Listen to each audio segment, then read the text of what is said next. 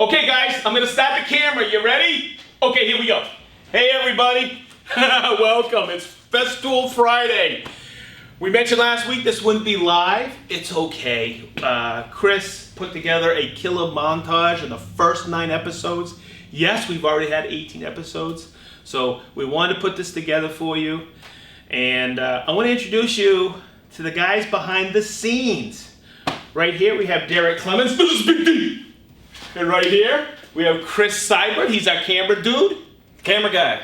And also I want to mention Minnie is not with us right now. She is the one who works the whiteboard right from the very beginning. We also have Brent right from the beginning with us. He works online in the chat room with you guys. We want to put a big shout out to him. We also want to say thank you to Philip Stranad for making this all happen. And also we want to thank everyone here at Festool for keeping us afloat, keeping us going through all of this pandemic time. All the folks in the warehouse who are working really, really hard, inside sales folks, customer service. We have a really strong team here, and they've all stepped up, and we definitely appreciate all of their help through all of this. And I just want to thank everybody who's been tuning in. If you guys have been with us from the beginning, we've been on Instagram, and then we moved into YouTube, which has been really fun. And every single Monday we meet for, I'd say, more or less than an hour, talking about the live that's happening on Friday. But we're so motivated and so passionate, and we're just happy to be able to bring this to you every single Friday. So that's what this Friday, unfortunately, we're not here yet. Vacation! Yep. What happens in Vegas stays in Vegas. But no, thank you so much for everything. We really appreciate it. Roll that awesome Festool live footage. And one more thing I have to say. Guys, he got me. The only thing I just want to say, and he could probably edit this out, I want to thank each and every one of you for making this happen. You don't realize you kept us motivated during this trying time. Yep. This is our passion, and we love you guys. So, see you next Friday live. It's the Contoro. Woo, woo, woo. Whoa. All right. Oh, hey everybody. Woo. Welcome to Festool Live. This is our first time doing it. We are practicing safe habits here in the training center. Let me show you a few. Look, we got some hand sanitizer. I, Derek, and Chris, we just washed our hands. Check this out. I made one of these. This is my 6-foot pole. See that? We're 6 feet apart. Some of us are wearing masks as well. We at Festool truly hope you are all safe and staying happy in your homes. We just wanted to bring this to you. We're going to do a lot more in the future. We're going to do this, and you see we're doing this on Instagram Live. Be patient with us. We have limited cameras, technology, and we're limited on a few extra people we might need to run a switcher here and there. So we call this kind of like, what'd you say yesterday, Derek? Guerrilla live feed. Just bear with us. This part right here, see how it has a slight arc? That's called the plate. This part right here is the base. There's references off of all of these. Right? So, as I go through this, I'm going to set the height of the plate. I release this lever right here. And if we look right here, I'm going to be using 3/4 material. In our realm, 3/4 is 20 millimeter. And right here, when I set this gauge block, we call it the thickness gauge block, what appears in that window is what? The thickness of the material. And then I'm going to lock it down. I always do this to verify that this is at 90. Okay, we're going to use a 5x30 domino. Okay, so if we look right here, okay, half of 30 is what? 15. So I'm going to pull this blue tab forward here and set this at 15. My machine is basically set up. This is called a support bracket. And whenever I put anything on the machine, you see these 2 holes right here? See how they're tapped? Okay, I'm going to take the support bracket and thread this on. I'm going to be using this vertical to do this flush joint for a cabinet side. Rule number 1, always label your material and work off consecutive faces with your plate. Rule number 2 is work above the plane of the table. Now, when I do this, I'm just going to make it really easy today. I'm going to reference these 2 flaps right here. From the side of the flap to the center is 37 millimeters. I'm just doing this for this demonstration. So I'm going to take that. You see how I pivoted in? Rule number 3, work and plunge in line. This is basically the only pressure I put on there. And you see how I plunge from the back of the machine? Okay? I'm going to keep this. See how I have this one tight? I did all these tight. Okay, I could have done this one loose with this setting right here, but I'm going to do this one loose. Okay, I do it tight because I want this to be flush here and come together flush here. So what I'm going to do is I'm going to take that flap and look where I'm holding it. Hopefully you guys can all see this. See how I'm putting pressure here? I'm not holding it here. I'm putting pressure because this is where my plate is. You're going to notice the 4th rule is this. Always plunge at a steady rate. And when I tell you that, if you hear too much chatter, your climb cutting the bit, and you'll lose a lot of glue line and shear strength of Domino. Here, I'm going to bring that right in like this, and you'll see how flush that is? And I'm going to turn this around so you can all see it. See how that front edge banded edge just aligns perfectly? That's how you get a flush butt joint for bottom to or top to a cabinet side. So, these are our routers, okay? We have the MFK 700, the OF 1010, OF 1400, OF 2200. All right? So how do you choose? I'm gonna oversimplify this. There's 100 ways to choose this. Which one is for me? It's our top question. Okay, but I want to break them into categories quickly. Everybody buys for horsepower in other brands. Well, in our brand, there's a variety of reasons you can buy for horsepower, but let me categorize them. Okay, so you have the 700. Okay, that's your trim router. That's a horsepower. Okay, you have the 1010. That's your horse and a half category. You have your 1400. That's your 2.5, 2 3/4. And then this big guy here, the 2200, is your 3 1/4, 3.5. Now, really quick, if you want to know horsepower to watts, okay, it's pretty simple. 740, this is what I was taught. 746 watts is roughly a horsepower. So now you can put them in that category. Okay, now there's another reason you choose a router from Festool, is because you have these router bits. Now when somebody comes up to me and says, oh boy, a router, I don't care what brand it is, a router's expensive. No, it's not. Guess what's expensive is the router bits. So make your choice wisely. And at Festool, we have different size collets. A collet is pretty simple. A collet is what holds the router bit into the motor shaft.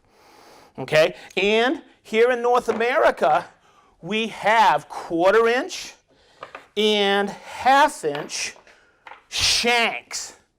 Okay, so you got to choose the right router that accepts these. Now, worldwide, we have 8 millimeter shank router bits. Okay, and that's a standard worldwide. So here's how I'm going to break it apart. See these two? I'm going to break them first in this category, this category.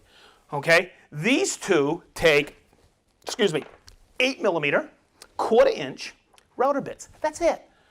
These, the 1400 and 2200, they take 8 millimeter, 1/4 inch, and 1/2 inch router bits, shanked router bits.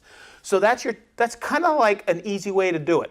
But there's another way, okay? And I want you to see this. See this? This is a roundover.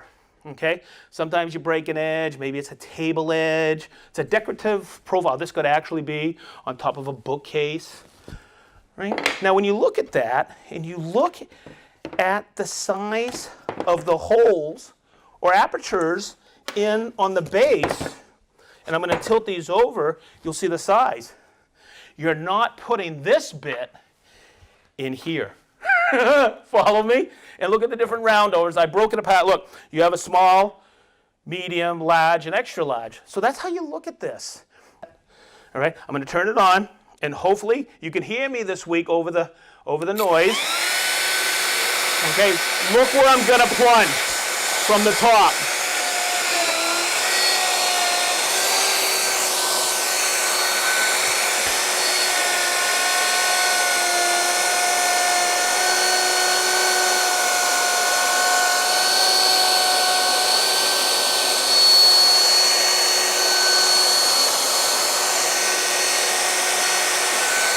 Okay, did you notice my hand still has not left and I've not gone near the route a bit?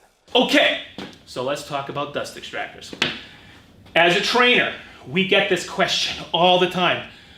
All the time. Hey, I'm buying my first Festool. What dust extractor should I get? Now, if you know me from the last 2 or 3 of these things, I'm gonna tell you need all of them. Just kidding.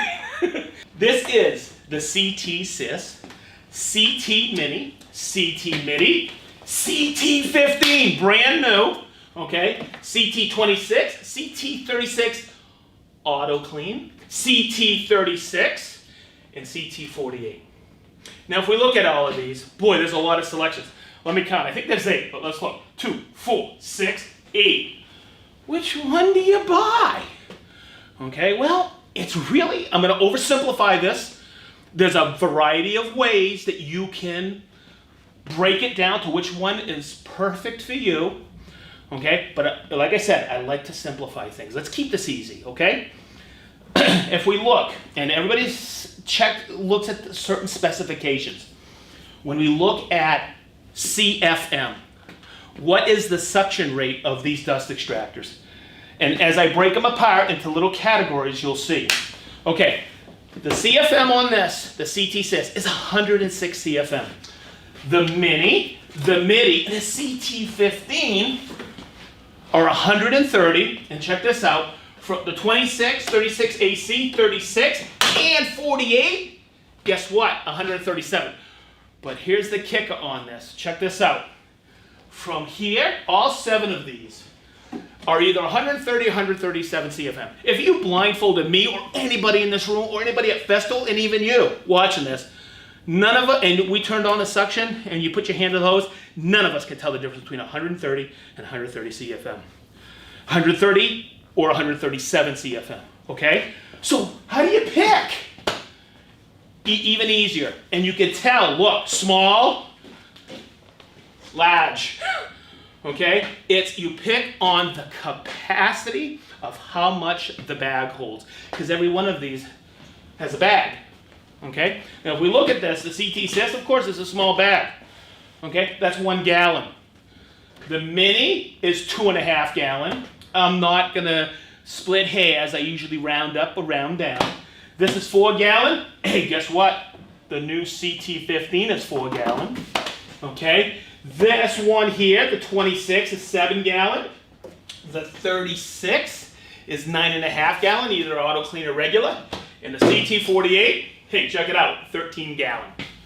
Okay, so you gotta say, hey, and I get this question all the time. Well, which one do I need? Well, you gotta look at frequency of use. And someone says, what do you mean by that? I go, are you using it every day? Or using it just on the weekends? Okay, and then you can start to pick, hey, how much dust am I gonna make? Well, someone says I'm sanding in a house. Guess what I'll do? I'll ask the other question. You sanding in a house or a birdhouse? Follow me? Also frequency of use. You gotta think, hey, someone says, oh, I just need it for a sander. No problem. But how much are you sanding? Okay, sanders make a lot of dust, everybody. Also, your first purchase may be that sander, but usually we have seen this. You're gonna buy probably some more Festool, hopefully. All right, so I just want to point that out. And is that easy way to break it down? And check it out. T-style, but the impact made the T-style a one-handed drill. Think about it, everybody. By the way, I'd be willing to bet out there a lot of you have impacts. And some of you may be considering an impact. Okay, and this is why we wanted to talk about this today. Because say I'm working in a position like this, and hopefully you can get in here. Come in here, cameraman. Look, I am towing this screw in, and say I'm down on the ground, I can't get 2 hands on the T-drill, but boy, I can put a screw in really easy because an impact makes it a one-handed drill. The impact does the work for you. First thing I'm going to show you with the impact, maybe we can get a good close-up of this, is you're going to see this little knurl. There's some good knurling on this. And as I pull it forward, I'm going to pull this out. First thing you're going to notice on the impact, it's the traditional hex groove with the short tip. Unlike our Centrotech system, I'm going to grab one over here, which sits back in the chuck. Okay? And somebody earlier this week when I did a post on Instagram asked, why did you go to this style? And I posed a question to that person. You probably have hundreds of these in your toolboxes. We wanted to appeal to the broad market of people with this impact that already have these. We didn't want to have to make you go and buy our Centrotech. Eventually you may work into that Centrotech, especially when you start to see how we've packaged the impact. You're gonna be able to buy this 9 different ways at killer prices. Go online or go to your local Festool dealer and you'll see all the prices. 9 different packages we have put this together, or 9 different ways, okay? When I take this, and this is sweet too, I just push it in and it locks in, okay? This is our new bit holder where I release it like this. I could just take that bit. We have onboard storage that's magnetic. It's an easy in and out, and you got plenty of storage right here. You're gonna notice there's a belt clip, comes with one, and you can put it on either side. And somebody will say, hey, what's the power on there? Now, hopefully we're getting this, okay? I'm gonna hit the button. That's T mode. I will show you what T mode is. That's a differentiator. 1, okay, is 0 to 1200. 2 is 0 to 2000. And 3 is 0 to 3500. Okay, oh no, I'm sorry, 3200, absolutely. Brent, thank you. Okay, so when I put this in, I'm gonna use a small screw just to demonstrate this, and I'm gonna put it on 3200 and run the screw.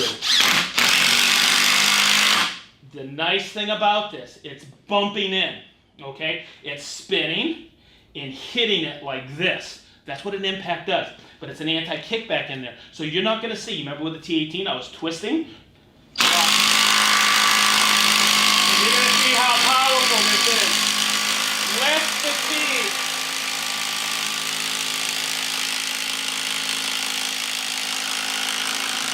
Think about running this screw overhead. That's a 14-inch screw.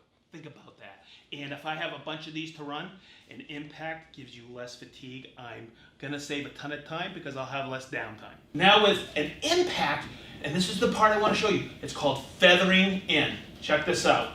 I can start that screw, see how it's self-tapping, and as I, whoopsie, I'll slow it down because that's a little too fast for me. All right. But see how I can feather that in, just like that, and it doesn't mushroom.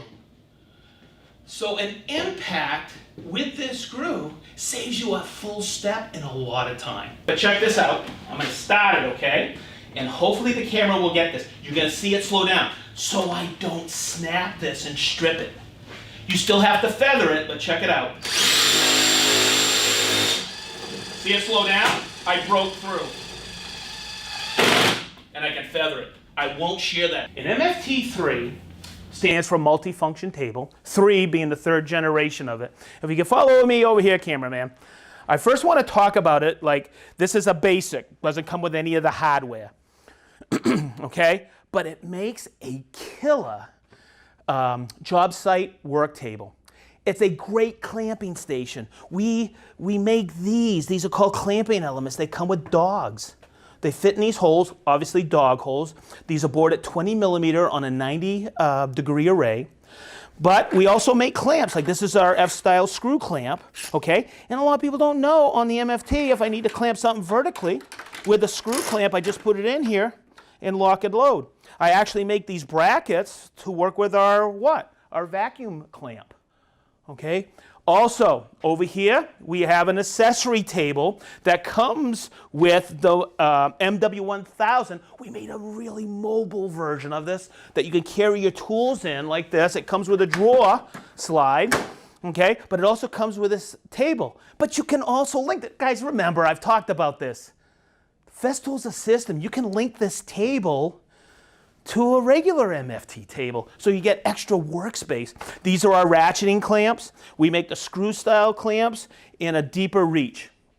The reason I wanted to talk about the clamps really quick, okay, was a lot of people don't realize we have such a choice in the Festool system. I'm going to go to this, and I'm going to show you how to set up this hardware. You combine that with a track, you got the track saw, repeatability, you got a killer crosscut station. Now, traditionally, you would put a sliding table attachment to your table saw to get that wider crosscut for like a base cabinet, or you would, make a crosscut sled.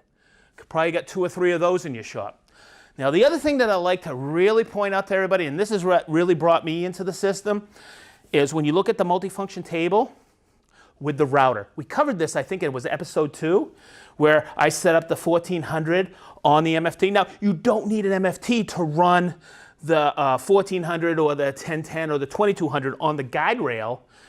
You need a guide stop, but when you combine that with a table system that has an angled head, I call it a protract head, and a repeatable stop, then you can see how the multifunction table is more than just a crosscut station. It's a joinery system. It's a clamping station. It's the ultimate portable workstation. Here, I'm going to start it up. I'm going to make the plunge. Okay, I'm going to make a simple cut. All right? Now, what I want to show you is this. The blade that comes with the track saw, or the TS55 REQ, is a 48-tooth cross-cutting blade. Okay? Everybody thinks, come in here, cameraman, so you can see this. Look at this cut. There is not one single daggone splinter on there. That's why you buy a track saw. And look at this. That top veneer, I'm cutting cross grain on a piece of plywood. That cross grain, it wants to peel up and chip. Think about how you've done this in the past there, craftsmen. You have taken this and you put blue tape on here. You've taken a straight edge and put it on there. And then you take a razor blade or a veneer knife and cut it. And then you make your cut. And then you peel the blue tape and you're still pulling fiber up. This gets really thin on there. Almost looks like it's sprayed on. It doesn't matter if I'm cutting at 90 degrees. Check this out. I'm going to take this saw. I'm going to lay this back down. Let's have a little bit of fun with this. Okay? I'm going to take this and I'm going to tilt it. Look, I'll use the multifunction table. With the multifunction table, you have repeatability. I'm just going to take it like this. I'm going to move it like this. Let's say I'm going to take a 15-degree cut. Okay? And I'm going to bring it in like this. Okay? Now, you don't need the multifunction table. The TS55 comes with a 1400 rail, 55 inches. Okay?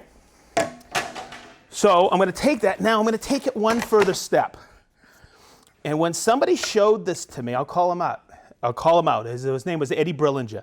When he showed this to me the first time, he made a compound angle cut. He took this and he tilted it to about 15 degrees. See how I'm locking the trunnion back here and out front here. And watch, I'm going to make this cut again. To do this on a table saw, think about it. If you've ever cut a 45 on a table saw, at 90 and you got a 12-inch wide cut, rip, you set your table saw fence at 12 inches. But what if you have to cut a 45? It's kind of like moving the blade at 45 and then bringing that over. Here, I just make my witness marks and watch.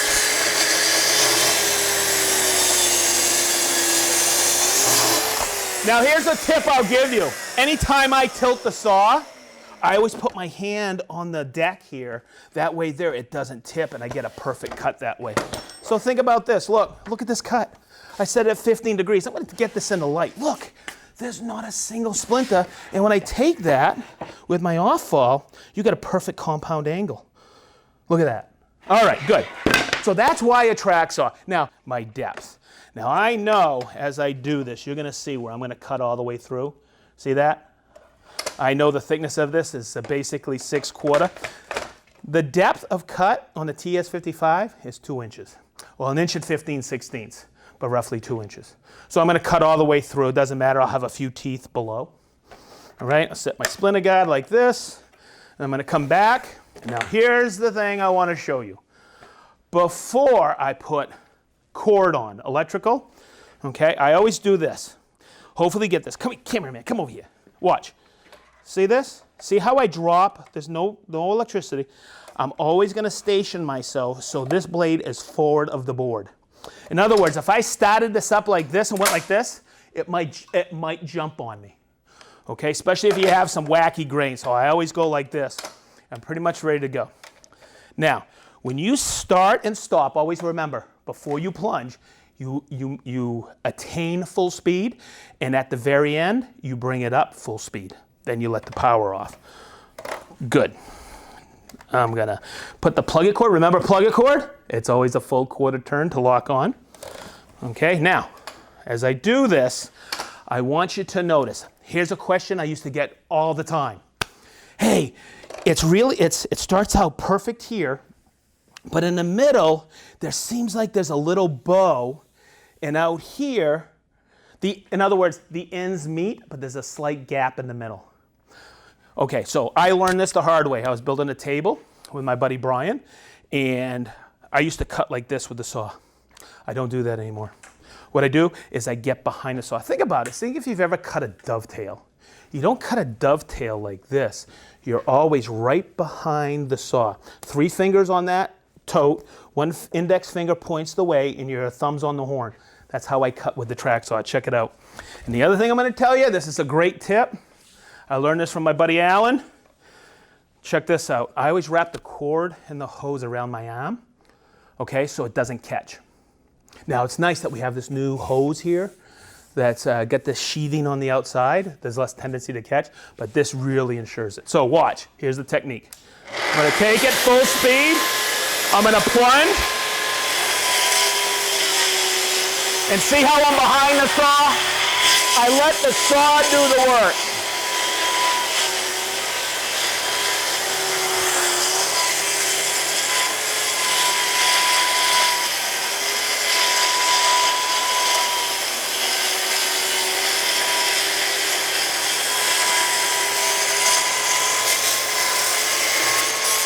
And then at the very end, I bring it up full speed. Look at that. Let's do the blade change again. Look how easy this. Man, we should get a clock on this. Somebody at home get the smartphone?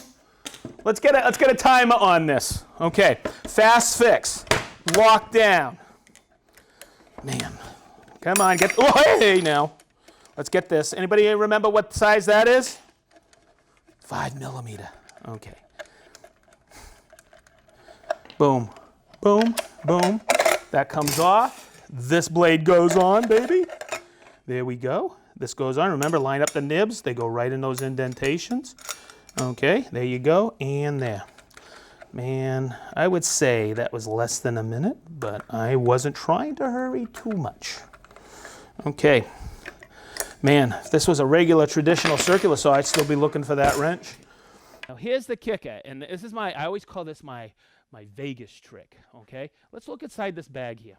You see how there's absolutely nothing, okay? Check this out. There's nothing, and I've been accused of this, there's nothing packed inside the saw either, okay? I'm going to make a simple rip, and by the way, in the TS55 last week's episode, I teach you all the things, how to rip and stuff like that, how to set depth, okay? What I want to show you is this gets 90%. Check this out. I'm going to zip it up, okay? And I want you to see this because this is absolutely amazing. Now, as I go through this, I'm going to talk through some of the stuff I covered last week, okay, just as kind of a refresher. And I'm looking for the piece that I had right here, and obviously I misplaced it, as I always do. So I'm going to grab another one. We call it our limit stop. This is for when we're plunge cutting, and guess what? I'll do an episode on plunge cutting.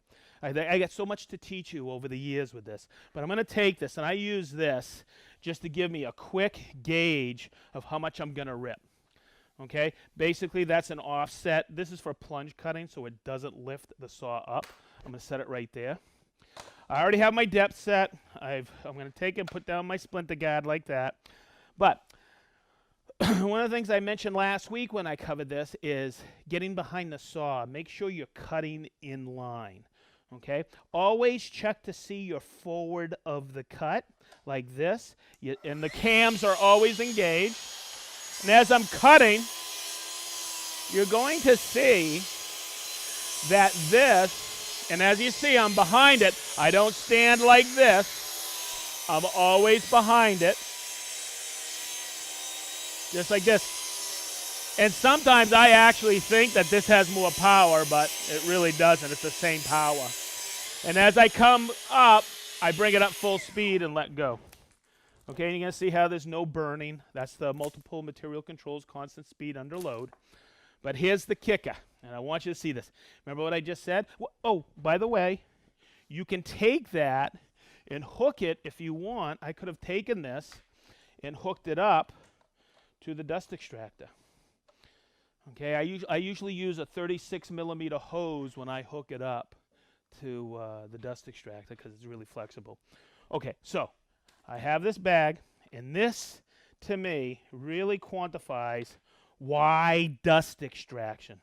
Because this, check this out. Look at all that dust. And growing up, that's probably what I was breathing when I was cutting.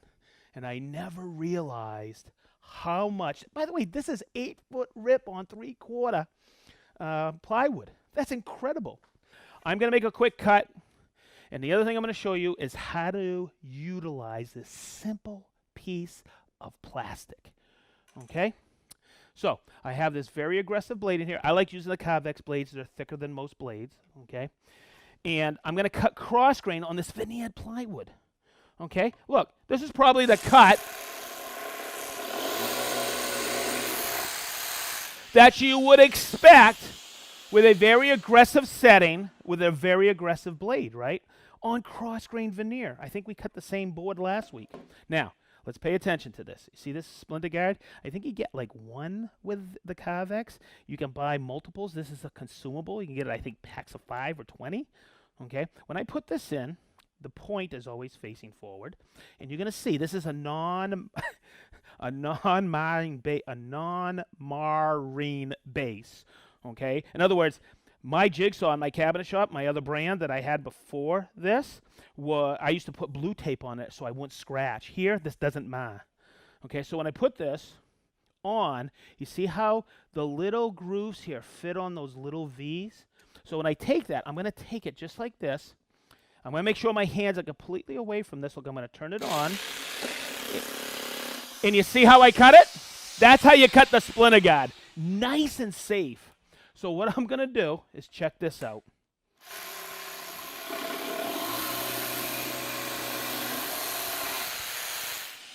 That is why the Festool Jigsaw systems. You get a splinter-free cut every time. And by the way, every single one of the Festool blades combined with that splinter guard is a splinter-free cut. Okay? So there's two things I wanted to make sure you understood with that. So here's something I'm doing. I'm just going to whip over here, and I'm going to make a quick cut on this 2x4. Okay? Just so, and I want you to listen. Okay? You're going to hear the speed ramp up.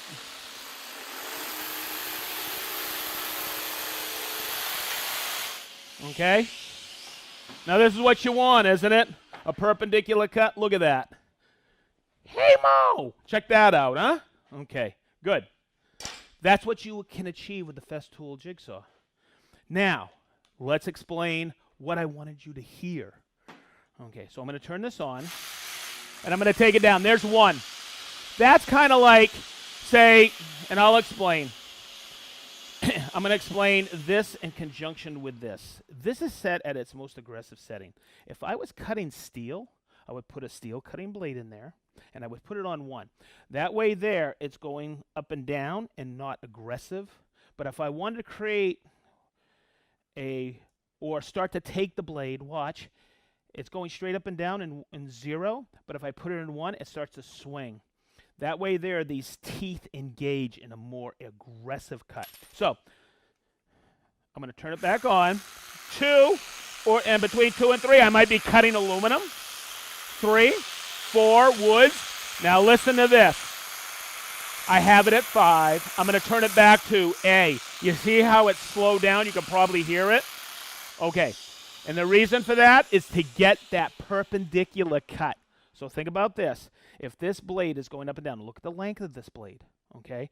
what happens if that, just think of A as speed setting number 6, okay? If that was hitting 6, this tip would be wobbling back and forth like this. So if I entered the cut at an angle, okay, and it was wobbling, it would maintain that same plane. So if we pay attention, come in here, cameraman, so you can see this. If I turn it on, it's on A. As I enter the wood perpendicular, I stay on the same plane. That way there, I can achieve that perpendicular cut, okay? And check that out. Because our basic training is the different orbits, okay? And when you look at this as we go and I break this down, this is the way I was taught, okay? The orbital sanders have an orbit like this, okay? And then the next category does this, okay? But not only is it vibrating like that, your quarter sheet sanders, but it also spins, okay? So this is your orbital, okay? And I'm just going to lay this out. This is your random orbit, okay? And then, when you're using a random orbit, you put a lot of pressure, the pad stops. What if you have a random orbit sander, and you can put as much pressure as you want on it, and the pad doesn't stop? We always call it a geared random orbit, but that's the Rotex. Not only is it doing this orbit, but it's spinning. It's so hard to describe. I will show you in a few minutes with a quick demo I have, but this is a Rotex. We drop a pin in there, and it's geared. That's the Rotex mode. So anybody who owns a Rotex, okay, will understand, boy, that's really aggressive, more aggressive. And if you have an orbital, a square sheet sander, okay, it's less aggressive. Okay, now we have 2 more orbits. It's linear, okay, and that goes down here on the less aggressive, and then you have rotary, okay, which is very aggressive. It's constantly spinning. There's no random orbit to it, and that's rotary. Those are the different categories of orbits in our system, okay? Okay, it really cemented in my head. So what I'm going to do is I'm going to do this. I love doing this demonstration because people get the Rotex mode on the sander when I do this, okay? I'm going to divide this board in 2. I'm going to write random orbit here, and I'm going to write Rotex here. Okay, and what we're going to do is I'm going to do a simple, probably 10 count on this side, and then a 10 count on here. Look, I'm going to put a mark right here, just like that, okay? Simple. And I'm going to put it in random orbit, okay? And let's do a simple 10 pass. Watch. There's 1. There's 2. There's 3. There's 4. There's 5. There's 6. There's 7. 8, 9, and 10. Okay, if you noticed, I didn't put a lot of pressure. Now, what I want to do is I want to copy the same line here. I don't want to bag here. I want to make sure I do apples to apples and not make it any lighter or darker. Okay, never mind. Okay, so what I'm going to do, stop laughing, Chris. You're shaking the camera. I'm going to put it in the Rotex mode, watch, and you're going to hear the click. Okay, now it's geared, all right? Same pressure. I'm not putting a lot of pressure on this. Watch. There's 1. There's 2. There's 3. There's 4. There's 5. So, enough of that. You guys have a great weekend. Stay safe. I'm going to a pool party in the Lake of the Ozarks. See you guys later. Woo!